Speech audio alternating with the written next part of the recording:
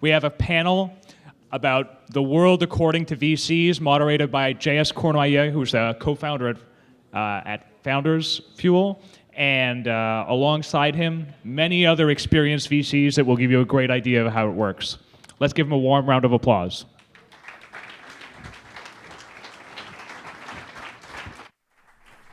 I love the setup. Makes me look really, really tall. All right.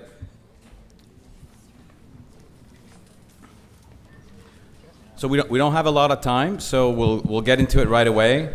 So like Julian said, I'm J.S. Cournoyer. I'm a partner with Real Ventures. We're a seed fund based out of Montreal, 50 million, and we invest in very early stage companies and help them go from concept to market validation. I'm also a father of 5, and I relate a lot to fatherhood and being a VC, working with entrepreneurs. It's very, very similar type of profession. So we're very lucky today to have 5 great panelists with us. We're gonna talk about, the main theme of the conference is around, building companies that matter, building great companies. And, I'm not talking about here lifestyle companies, but really companies that change the world. And we're gonna try to focus the questions and the answer on that topic today. So from my extreme left, we have Roger Chabra. So Roger is a partner at Real Ventures Canada, one of the leading venture firms in Canada, $100 million fund, invests in early stage companies, mostly in the IT sector. He's also been an entrepreneur before.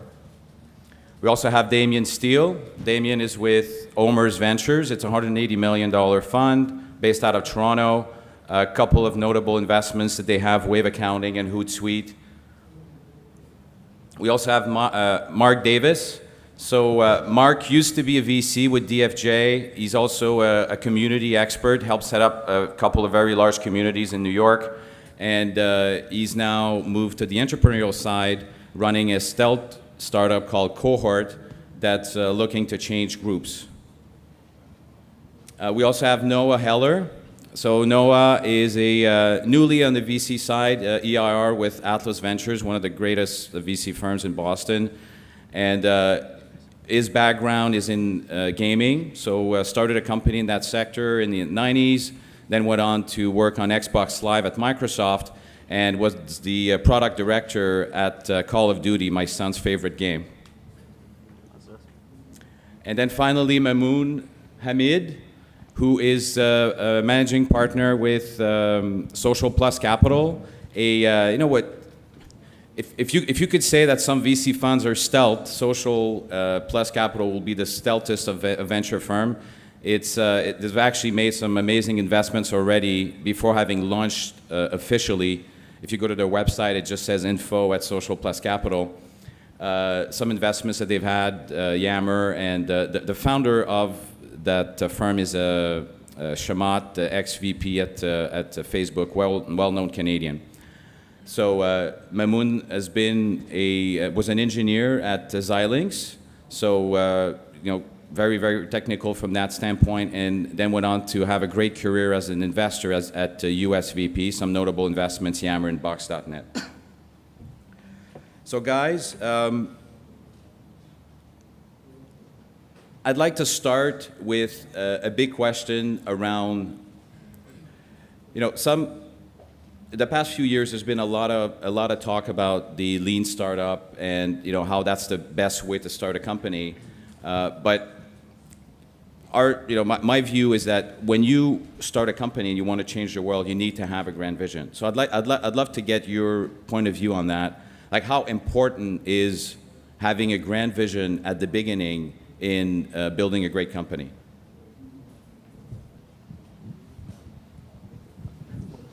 I'll start. Okay.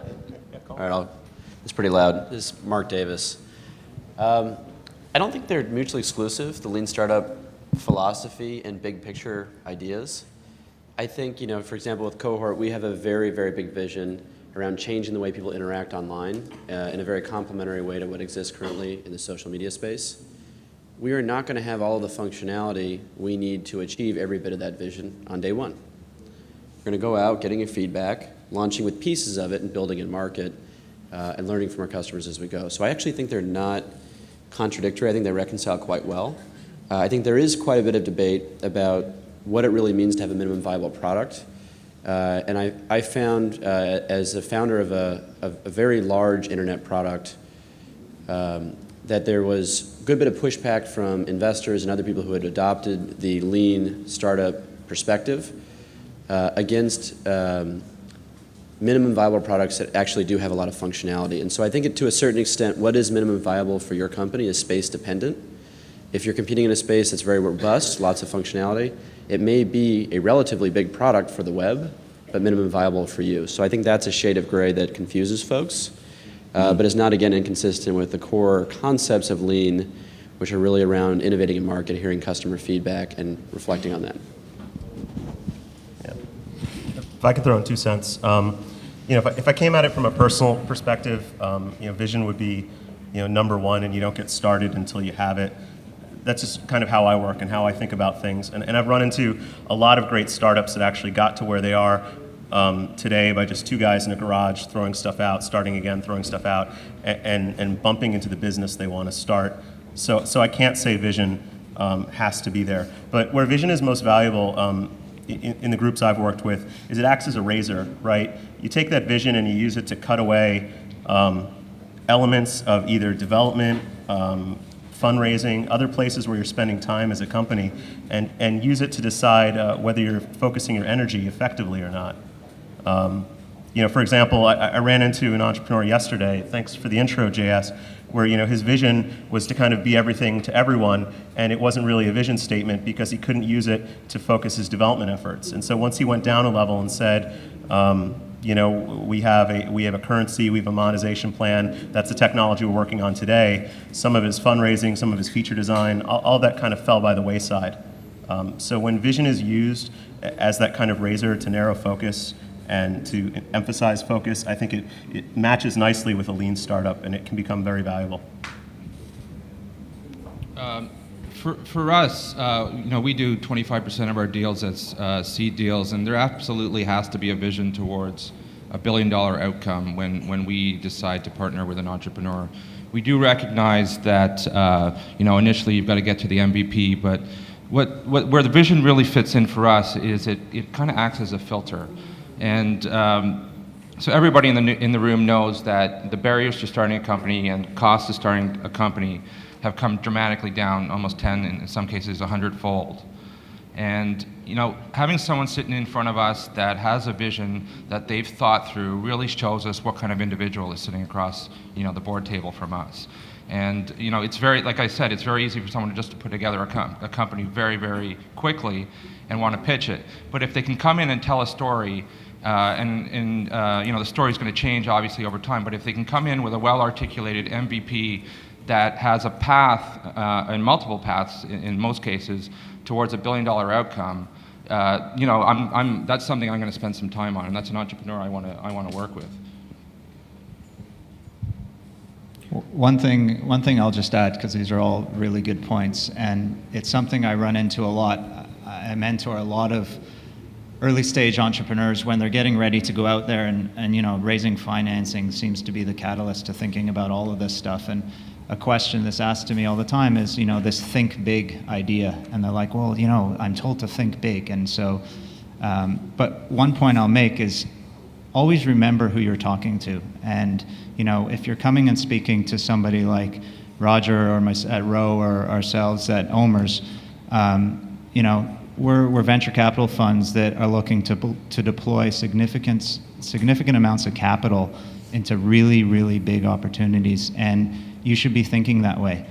What I see too many people do is trying to apply that same kind of mindset earlier on in their funding process when they're speaking with, say, angel investors. And I know a lot of angel investors that actually get really, really scared when you start showing them these audacious growth projections and these because what they see is they see big growth, big capital needs, big dilution, and the math just doesn't work for them. So my comment to the early stage entrepreneurs here is make sure I don't think lean startup and big audacious goals are mutually exclusive, but make sure you always think of, who your audience is and who you're talking to and the way they view the world, because as investors, they're very different. To just add to to agree with everything here, that lean startups and big visions, billion-dollar outcomes are not mutually exclusive at all. If I look back at my own sort of experience with 3 companies that are, either are public, had an outcome for over $1 billion, or in the private market are valued at $1 billion plus, Yammer, Box, and Yelp. I look at all 3 of those companies, and all 3 of them were lean startups for several years before they became the massive successes that they are today. So, you have to have the, as entrepreneurs, as founders, CEOs, founding teams, know that you've got something that's just not working. So just take, for example, Yelp. The first year, they had a product that just wasn't sticking in the market. It was very different from the product that exists today. And they were probably 4 or 5 people, and then they did their launch of the product that we know today. And they were in that, once they launched that product, there were probably 12 to 15 people for another 2 years. Same with Box, same with Yammer. I mean, the first 3 years of all 3 of those companies was probably like lean startup mode. But the unifying theme would probably be that all 3 of them were doing the exact same thing that they're doing today when they were in that lean startup mode. So they're not mutually exclusive at all in my mind. Great. So, but what about the clash between the need for short-term revenue and wanting to execute on that grand vision? Because sometimes, for example, if you take the Facebook model, Facebook had that grand vision. They could have become a dating site early on in their lives and monetize right away, but they chose not to do that and keep raising more money, not generate any revenues to be able to be the social platform. I mean, how does an entrepreneur deal with that? I mean, just to sort of add, so if I look at let's just use all 3 of those companies again as an example. None of them drove towards monetization very quickly, maybe other than Box, because they were file sharing and collaboration. You could charge for storage, you could have a $10 a month plan. But that wasn't the driving factor. Monetization early on was not the driving factor. As investors, our job is to be smart enough to figure out that if this company, what they're building gets adopted by users, we'll figure out a way to make money, and that's the classic case, right? Mm-hmm. And it worked with Facebook, and it worked. So even with these companies, nobody was driving them towards monetization super early on, but there were very direct paths to monetizing. For Yelp, it was local advertising. For Yammer, it was charging companies to use Yammer for their internal social networks. For Box, it was you're charging for storage. So there were, if it worked, you could charge for it. We knew that. Yeah. But it depends, right? Then there's sites where you need lots of traffic before you get lots of eyeballs, and then you can do the $1 million deal with Coca-Cola. I tend to be more skeptical of those. Can I add to that? So I think there's actually 2 types of companies in play, and I think the answer differs for the types of depending on which type of company it is. So I was an investor in a company called Single Platform in New York, which just got bought by Constant Contact for $100 million. And they actually needed to hit revenue early. They were what I call a marketing company. They had a very simple product. They knew what the cost of acquisition for a customer was, and they knew how much money they could make. They needed to prove that model to raise more money and just turn this crank, acquire a small business, bring more cash into the company. Cohort, many of the companies you mentioned, I think sit on the other side, which I call information companies, is my own weird words for it, where it's really about creating network effects and data barriers. So you need to achieve scale of adoption and usage and to get the data before you focus on monetization. So I think there really is a division in the world from a strategic standpoint about how you think about your priorities. But if you're an information company, usually it's adoption, engagement, monetization. If you're what I call a marketing company, you're probably trying to figure out the engine for generating cash quickly and proving that out, and even if it's in small volume, and then pouring gasoline into the engine to speed up. Yeah, the only thing I'd throw out there is that the kind of the Venn diagram, overlap of the 2 companies, and I agree with that division, is that both of these companies or types of companies understand what monetization might look like, right? I think you're crazy as an entrepreneur if you don't know what monetization might look like someday, and then you're also probably crazy depending on the kind of company if you start trying to monetize tomorrow.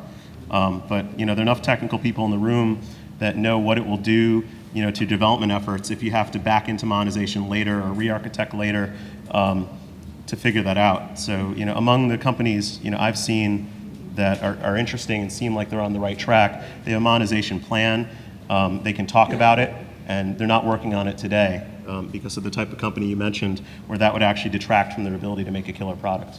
Totally agree with that. Good. So, with software-related revenues in the IT sector mostly, and I'll apply this to any verticals that consumes a lot of software. With that, the price for software going to zero, what are some of the business models that entrepreneurs should think about when they're starting their companies today? Like, if you want to build a great company, you're looking at 5 years, 6, 7 years down the road. What types of business models do you believe will still be in play a few years from now? Well, the easy one is, obviously everything to do with big data. So, in this kind of connected world that we live in, or the connected enterprise, the ability to track data across verticals with multiple participants, that to me has real long-term value. A good example is, one of our portfolio companies, Wave Accounting. They still don't generate revenue, and they probably won't for a while. But what they are doing is they're getting a high-level view of the SMB market and all the verticals that touches. So whether it's the retail sector, whether it's the HR piece, and that ability to kind of track all that data, I think has real long-term value. Yeah, I was just going to say, I think in terms of business models, the classic one that comes up is freemium. So just to get away from kind of the sector, I don't know if you want to talk about sectors, or you want to talk about how to actually monetize. But obviously freemium, we view the enterprise software world as being completely changed.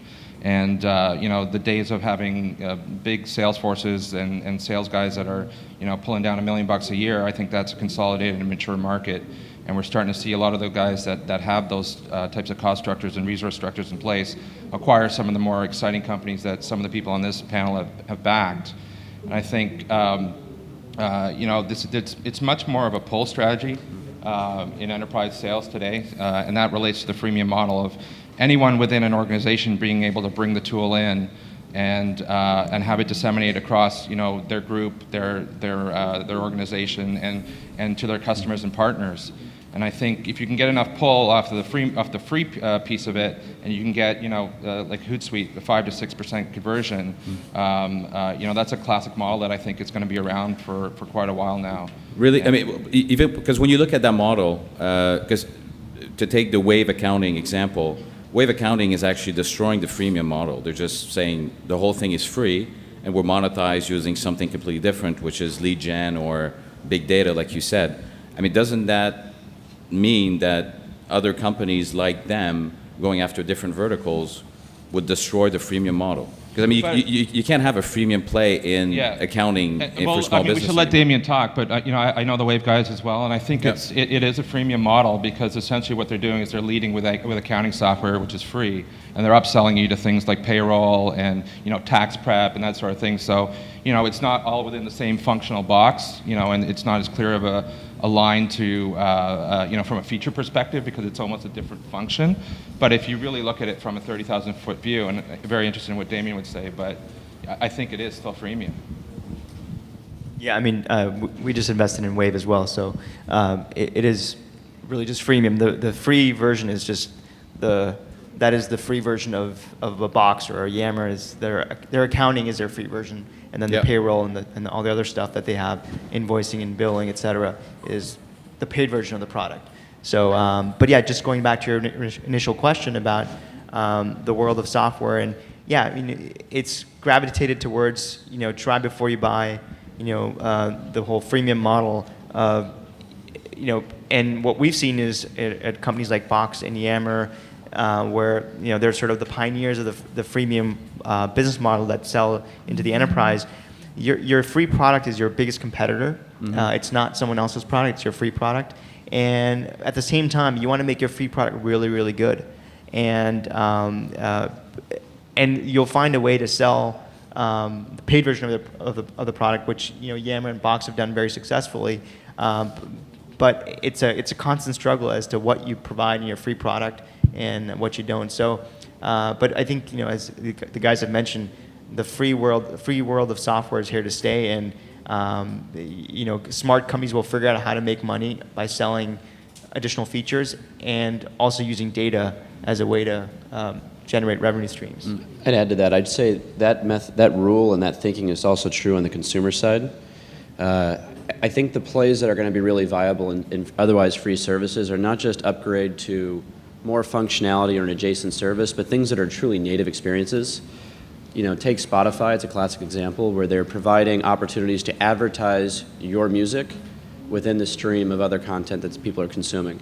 So I think those are the plays of the future, because they feel very natural. If you're getting services or ads or other things that are totally not relevant to what you expect to consume when you land on a website, it's not going to be engaging.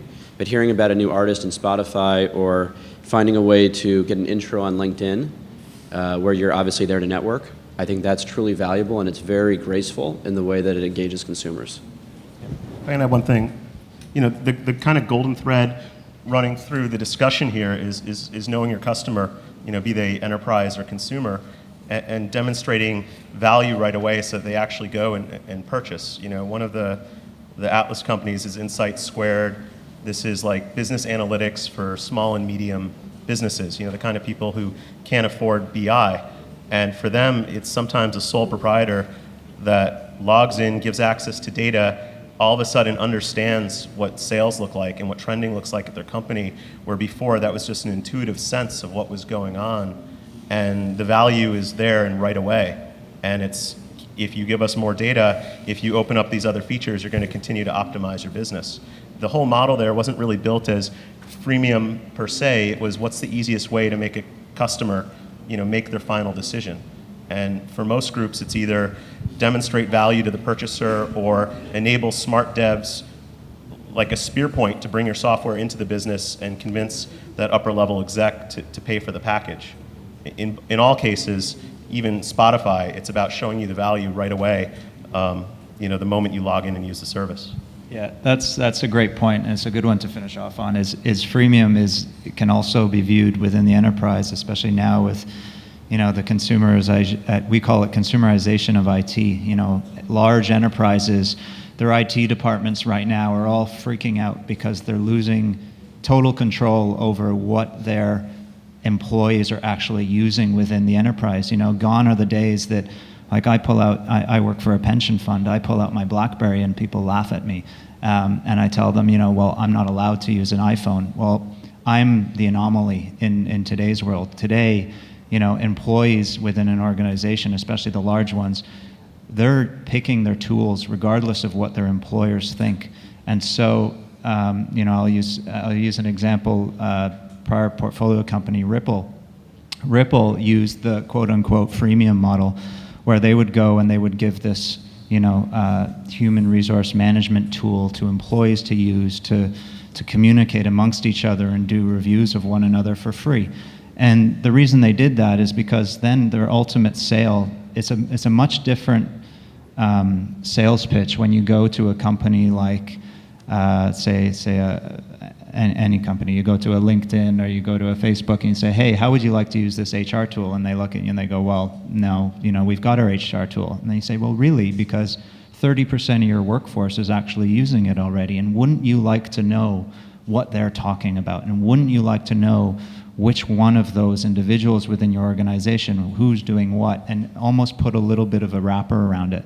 That, to me, is a very interesting freemium model and a way that you can actually then monetize that going forward. Great feedback. So if you were an entrepreneur today, and Mark is one, so maybe you can talk a little bit about his business. I'm not sure if he's allowed to or not, but what would be some of your what would you work on? What big problem would you be trying to solve? What big problem has not been solved yet, and that could be solved over the next few years? The reason why we're all VCs, we don't know. Yeah, well, You don't I mean, know? I could just sort of directionally give some Yeah. advice. Our fund, our new fund, we're investing quite a bit around education, healthcare, and financial services, and education because you look around and we're still learning the way we used to learn 100 years ago, 200 years ago, thousands of years ago, there's new ways to learn and become accomplished. There's the world is highly, there's underemployment in the Western world. There's the skills that can be learned in developing nations is readily available now over the web. So the world can be a much more educated place, and there are going to be businesses, real companies that emerge out of education. It won't just be free. In healthcare, you look at the U.S. and it's a disaster.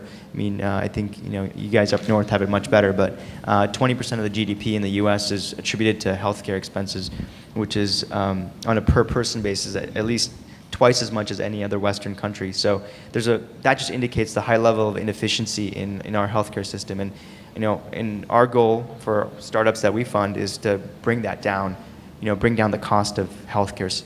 And we've invested across all three of those areas that I mentioned, probably 15 companies or so. But those are areas that I'd encourage people to look at as areas to go disrupt, because you look around and there haven't been billion-dollar companies built in education or healthcare, but there are such core fundamental parts of our society that you're going to see some pretty interesting companies emerge. Yeah, I think there's a bunch of sectors that we're looking at too. In particular, so over-the-top services for television and social television, I think there's huge opportunity there. Our partners in New York, because we've got offices in New York, Palo Alto, and Montreal, just did a deal called Get Glue, which is really a second screen experience. Our view on the world is that the television is really a perfect medium. And there's not really a lot of innovation that can be done to the form factor on the television, but what can you do around the television that can add value to the experience of the end user? And I think GetGlue is a leading example of that. And other over-the-top services like Netflix are also interesting. The other one that we're spending a ton of time on is e-commerce, and I think it's really become the golden age of e-commerce. If you look over the last kind of year or two.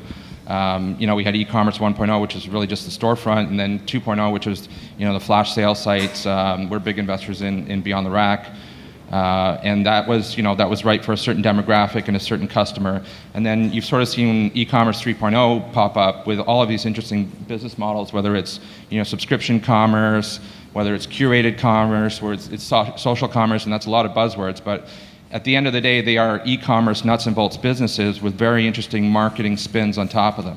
And I think there's a ton of innovation to either fit your company into one of those buckets, or even bigger opportunity to bleed those buckets together and come up with an innovative business model that can generate significant wealth for everyone around the table. So I'm starting a company. We're going to change the way you interact with your friends, your alumni organizations, your religious institutions, the movements you care about that you're trying to change the world with. If you're interested in that, that's what I'm working on. Go reserve your handle on cohort.com. That's my plug. I'll throw out, it's really hard to say, what would you do today? I've got something that's a little stealthy, but I'm going to give two areas of focus that I think are really interesting. The first one's obvious. I hate the word gamification. It's kind of a BS word, but what it really means is building a level of interactivity into your product and a feedback loop, sometimes a negative feedback loop, but a feedback loop that rewards that interactivity in a different way. And I think that's a really valuable lesson. That's why you hear the word a lot, because people are understanding the power of feedback to a user within a product. But that's a pretty general statement. If I want to get more specific, it's a $15 word, but the word I'd like to use is consilience. It's a word that talks about marrying disparate fields. We're in a world right now where people get very technical, very deep, very narrow in their focus, and I think there's great opportunities in linking together deep fields and bridging that into a company. Obviously life sciences is going to get revolutionized by big data. There are a lot of companies looking at that right now. A company I'm working with is marrying, neuroscience and gaming in a way where they can, actually objectively show improved brain performance by playing games. If you take a look at the people involved in that company, one is a brain plasticity PhD. The other is a web dev that really understands game loops. These guys wouldn't work together naturally, and kind of linking those thoughts and those fields together is where there's some really great opportunity. So, I really look at this next wave of taking those deep technical experts in different fields, marrying them together, and then seeing these really cool projects emerge. So I'm being told we're running out of time, but I don't buy it. So I'm going to ask one more question, and then we'll go to the crowd for questions. So one last one. It's a topic that's been covered by a few of the speakers. I think Paul Krudowski covered it yesterday. Can you build a great company outside of Silicon Valley? I'm based in New York. Absolutely not. It's not possible. No, I'm kidding. Yeah, I think so. I do think there are, watching New York kind of develop as an ecosystem, I think probably is educational. There's probably parallels for every other community out there that's trying to build a similar startup society. I think you do need to build more robust resources around the acquisition of talent, capital, and otherwise, but events like this have a huge impact, in my opinion. You're bringing in people here for panels and talks who are now aware of the community here. I'm sure they're meeting smart people. And to me, the easiest and number one ingredient into creating connective tissue in these viable communities is really these networking events, just getting people together, getting them in the same room. That's the thesis kind of behind why I got interested in Cohort. I started 2 communities in New York, one called the Columbia Venture Community. It's a 2,000-person community for entrepreneurs at the university, and something called the New York Venture Community. It's a 10,000-person group for New York City. They've had a big impact, and they're not very difficult to do. One of the things my personal mission I want to do with Cohort is take those models to every city and university in the country and in the world. If there's people here who want to start communities at their university here or even from Montreal, talk to me after, because this is something we're actively doing. We're going to be launching at 12 universities when we pop, and we're about a dozen or so regions as well, all around. Helsinki, random places. If you're interested, grab me. I'll put myself out there too. I just moved, from LA. I looked at Silicon Valley very closely before choosing Boston. One of the reasons I did that, much like I think a speaker earlier was talking about, Montreal and where there's quality in a community that's close-knit and can support each other. It's true that you have a deeper bench, especially in certain industries in Silicon Valley, but to say that the entrepreneurial spirit lives and dies there is crazy. What it really means is that you have to leverage what the different communities are good at. Obviously there's some expertise in Boston. JS here is advertising, Team Up, a Montreal team I met recently who's awesome. And part of why they're awesome is because they gained expertise in Montreal working in production pipelines, creative development, and areas of strength for this city. So when you start saying, I'm looking at communities other than Silicon Valley, you do have to ask yourself the question, what is this community good at? But you have a chance to leverage an interconnected, tight social community where everyone's pulling for each other. And if you leverage that to your benefit, I think you can do better than another startup in Silicon Valley. I would say... Sorry, go ahead. Go ahead, Damien. I can't see you. All right. Well, I would say absolutely you can create a billion-dollar company outside of Silicon Valley. It's already happening in Stockholm. You've got Spotify. You've got great companies in London, Berlin. I was just in Berlin. It's amazing out there in terms of the community. You've got all the copycats, but you've got really interesting original companies being developed, being started. So, and across the U.S. and North America, it's a mindset more so than anything else. And I was just in Krakow in Poland a few weeks ago, and most of our engineering for one of our companies is based there, and spent several hours with our team there, mostly engineers, and just it was hard for me to pick them apart from an engineering team that would be based in San Francisco, like the way they talked, the way they thought, the way they act, just everything about it. The world has become just so much closer. I mean, the world is truly flat and smaller and interconnected. So I think we're living in a different era, and it's truly possible but it requires a mindset, and a mindset that's, I think, developed through events like these and sort of encouraging each other to do bigger things and thinking bigger about the problems you're solving. So, and that's what Silicon Valley does a really good job at, is encouraging people. People encourage each other to do big things and sort of dare each other, and you learn from each other to do like bigger things. And there's a lot of learning that's passed down from generation to generation. And I think that needs to be developed wherever you want to create interesting companies. So I'll wave the Canada flag a little bit here, and then I'll throw us under the bus. We have the obvious things we have in this country, and I know lots of American companies that actually come up and set up Canadian divisions to capitalize on it. That is our R&D program. You guys have an amazing access to funds in this country that nobody else in the world has. The second thing I'll add is there are some massive pools of amazing talent in this country. Montreal, I mean, you guys live it here. Toronto, we have a small community in Toronto, and then we benefit obviously from Waterloo.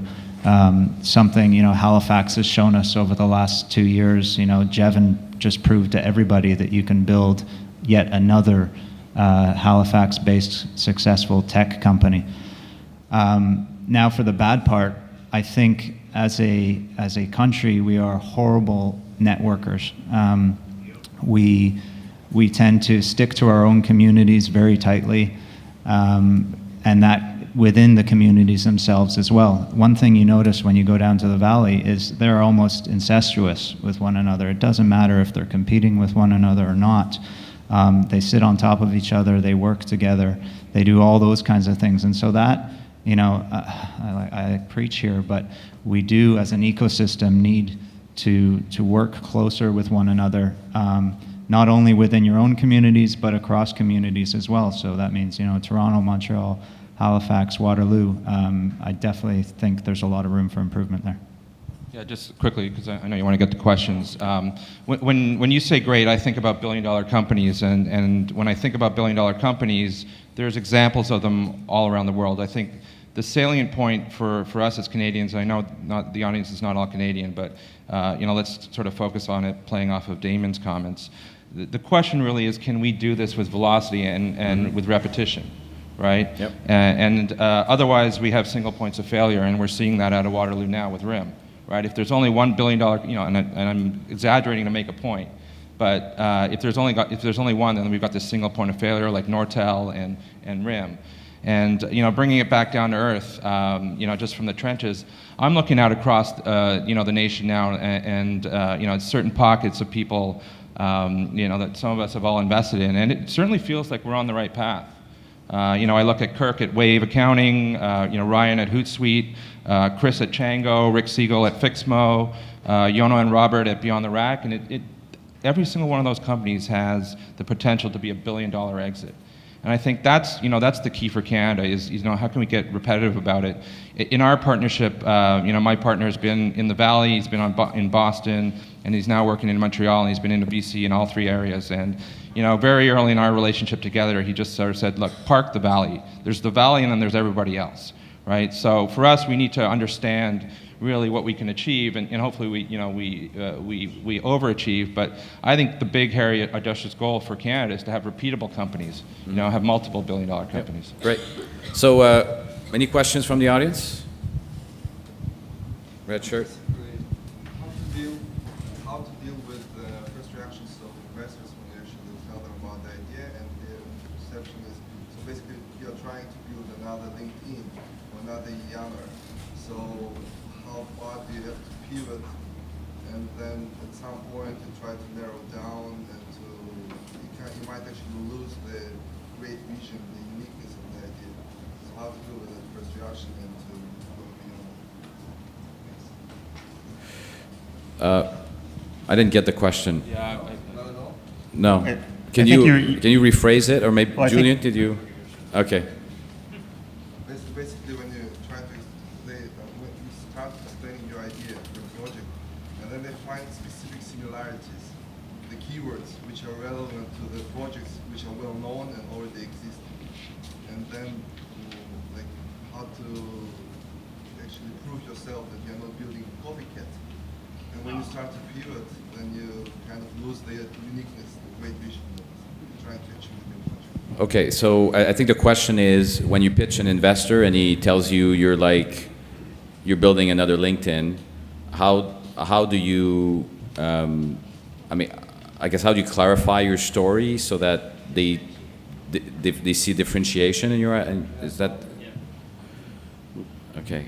I mean, I think you just need a better pitch, Yeah. right?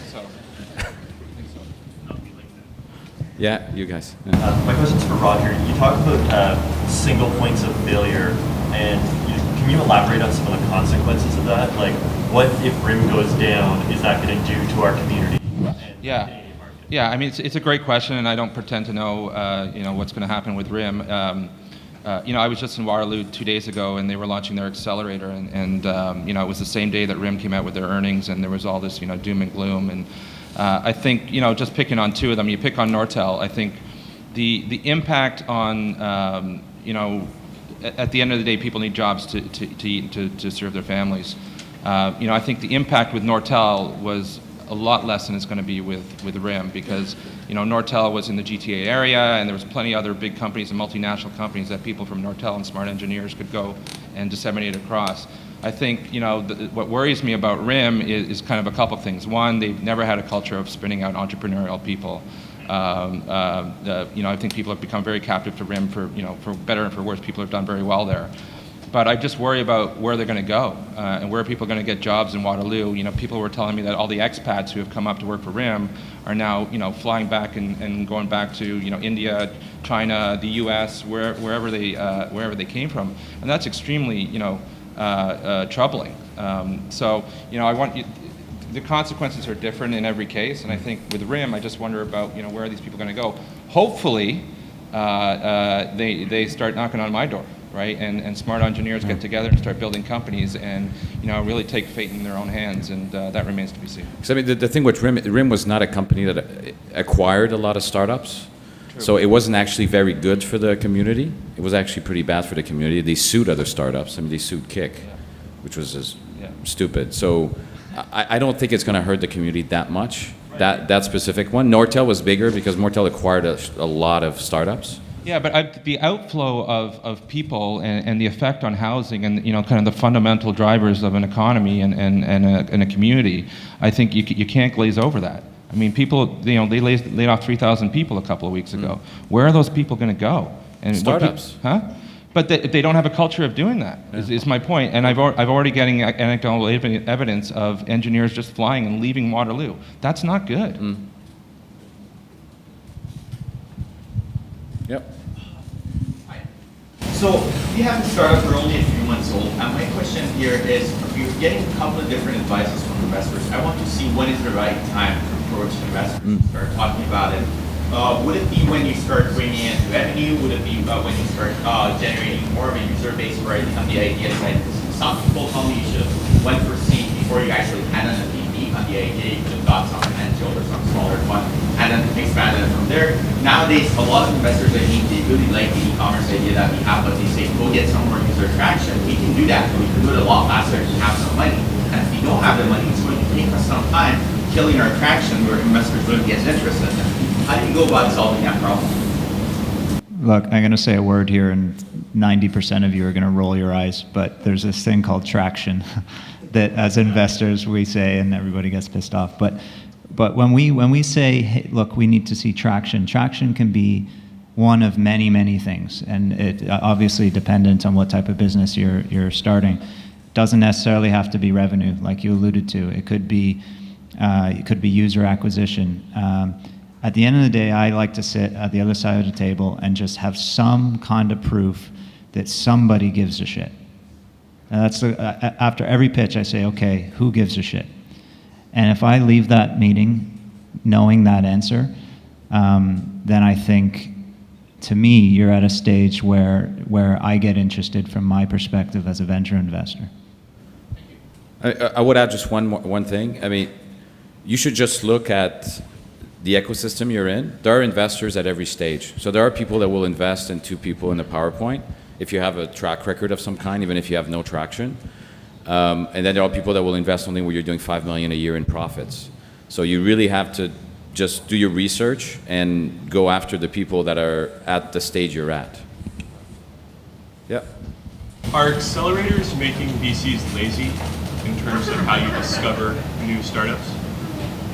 So the question is about accelerators. Are they making investors lazy in going after startups?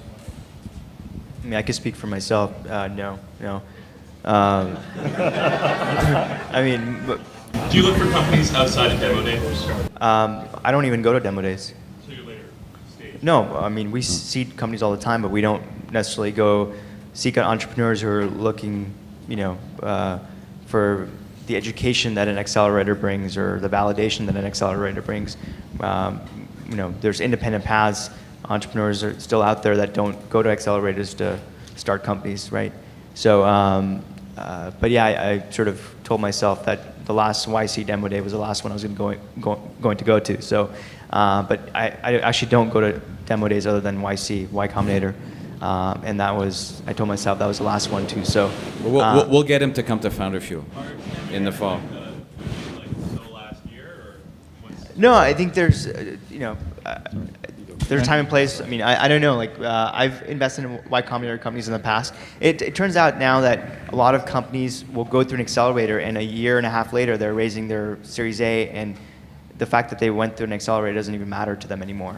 So they're just like, they're their own people now. I'm actually talking to an entrepreneur right now that went through YC 2 years ago, and the fact that he did YC is irrelevant. He's discovered his calling, what he wants to do, sort of post YC. So, yeah, I'm not sure if that's a question whether we're getting lazy or not. Yeah, I mean they're there. They're a parallel universe.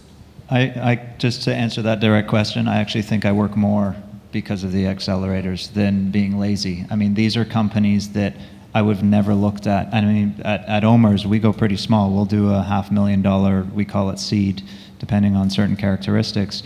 I find that the incubators are bringing companies to my attention that otherwise I really wouldn't have the time to look at. And so I think, the main incubators in each single community, Founder Fuel being the obvious one here locally, I think they serve a real purpose. And, to me, it creates more work, but it's good work. It's work I'm happy to, look at.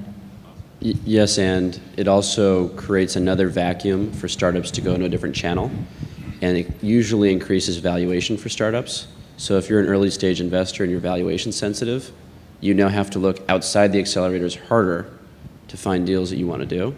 So I actually think it's made the space entirely more competitive in the favor of the entrepreneur. I think it's a good thing overall for the ecosystem, but it's made it more challenging for VCs. Yeah, so if you think about the way these accelerators are set up, here's the trouble for a guy like me, right? You've got a cohort of companies that are going into the accelerator. They come, they start a certain way and they come out, shining a certain way.